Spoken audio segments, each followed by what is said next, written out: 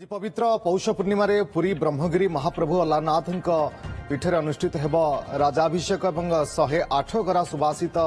जल स्नान पर महाप्रभु को राजावेश गतकाली व्यापक प्रस्तुति सरी पंचतीर्थरू जल संग्रह कर मंदिर में रखा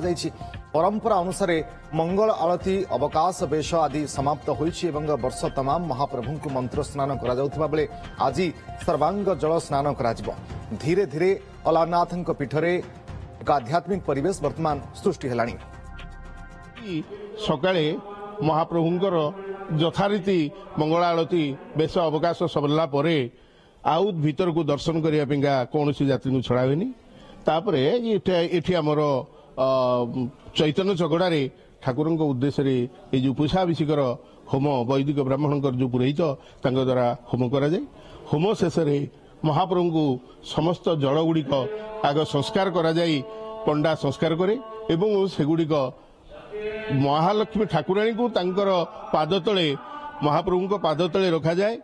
तापरे सहस्र शीर्षा मंत्र रे ठाकुर को से 108 जल रे अभिषेक करा जाए।